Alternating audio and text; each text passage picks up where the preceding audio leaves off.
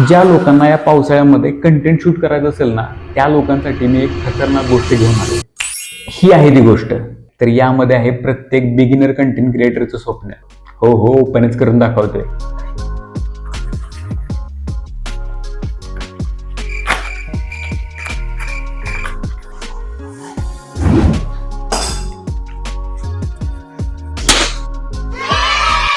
तर 2 वर्षापूर्वी जेव्हा मी कंटेंट क्रिएशन चालू केलं होतं, तेव्हा मी या रिअलमीच्या मोबाईलवरून व्हिडिओ बनवायचो आणि माझ्याकडे रिअलमीचं हेडफोन होतं, त्याच्यावरती मी त्याला व्हॉइस ओव्हर द्यायचो.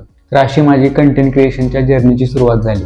आता शिवराज्याभिषेकाला मी रायगडावरती गेलो होतो आणि तेव्हा भरपूर जणांकडे मला हे अशा टाईपचे ॲक्शन कॅमेरे बघायला मिळाले आणि मला पण अशाच टाईपचा एक कॅमेरा घ्यायचा होता आणि मी रिसर्च करत होतो की कुठला घ्यायचा काय. त्यानंतर मी थोडा रिसर्च केला, यूट्यूबवरती व्हिडिओज बघितले आणि मग मला भेटला DJIचा Osmo Action 4. हा व्हिडिओ अजिबात स्पॉन्सर नाही आहे, कारण DJI सारखी कंपनी आता माझे सबस्क्रायबर बघून मला तर काय ब्रँड डील देणार नाही.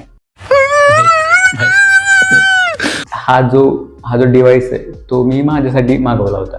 जे पण बिगनर क्रिएटर्स आहेत ना, त्यांच्यासाठी हा कॅमेरा खूप युजफुल आहे. म्हणजे तुम्ही मोटो ब्लॉगिंग करत असाल किंवा ॲडव्हेंचर वगैरे करत असाल, ट्रेकिंगला जात असाल, सो तिथे तुम्हाला कंटेंट शूट करायचं आहे, तर भाई हा कॅमेरा खूप युजफुल आहे. तर काय असं कारण आहे ज्यामुळे कंटेंट क्रिएटर या कॅमेराला एवढी पसंती देत आहेत, तर चला मग बघूया.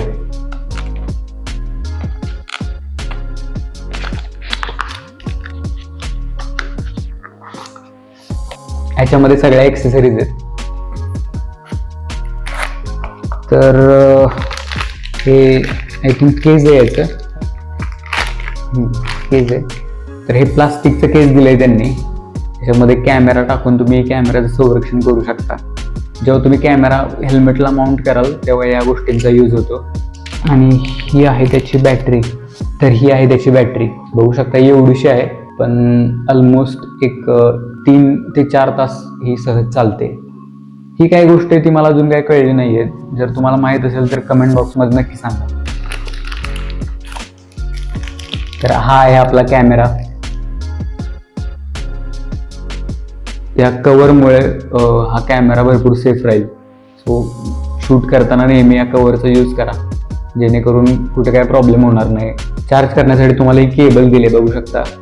सो ही तुम्ही तुमच्या चार्जरला कनेक्ट करून कॅमेरा चार्ज करू शकता. इकडं मला C टाईप पोर्ट दिलाय.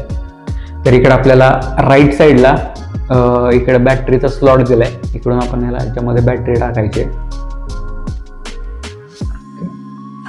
सगळ्यात महत्त्वाचं भाई याचं मेमरी कार्ड. याचं मेमरी कार्ड खूप इम्पॉर्टंट आहे. जर तुम्हाला 4K 120 FPS पर्यंत शूट करायचं असेल ना, तर तुम्हाला हे SanDiskचं एक्स्ट्रीम V30चं कार्ड घ्यावं लागेल आणि ते तुम्हाला फ्लिपकार्टवरती मिळून जाईल. कारण जे दुसरे मेमरी कार्ड्स आहेत ते करप्ट होण्याची चान्सेस आहेत. तर याची चौकशी मी जेव्हा शॉपमध्ये करायला गेलो तेव्हा V30ची 128 GB ची प्राइस मला 3500 रुपये सांगितली आणि मी ऑनलाईन बघितलं, 256 GB ची प्राइस 3800 दाखवत होतं. सो मी हे ऑनलाईनच मागवलं. फ्लिपकार्टवरती 3800 पर्यंत तुम्हाला 256 GB भेटेल. आता माझ्यामध्ये काय झालं, मला घ्यायचं होतं 128 GB, पण ते अवेलेबल नव्हतं माझ्या डिलिव्हरी लोकेशनला. त्यामुळे मला हे 256 GB घ्यावं लागलं आणि ते पण नशिबानं भेटलं, कारण त्याच्यावरती 2च शिल्लक होते ऑनलाईन आणि मी मागवलं भाई लगेच. इथं राईट साईडला त्यांनी बॅटरीच्याच वरती कार्डचा स्लॉट दिलाय, इकडे वरती इथे. तर इथे तुम्ही हे कार्ड टाकू शकता. पण बॅटरी आणि कार्ड टाकलं, हे लेन्सचं वरचं कव्हर काढूया आपण.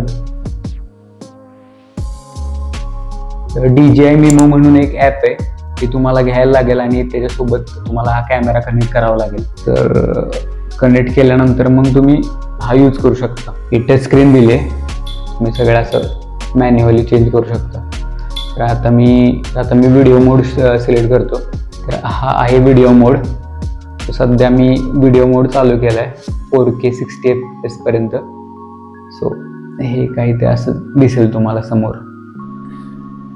हा जो व्हिडिओ तुम्ही आत्ता बघताय तो DJIच्या कॅमेऱ्यामधून रेकॉर्ड झाला आहे. तर याचा आवाज कसा वाटतोय तुम्हाला ते पण सांगा.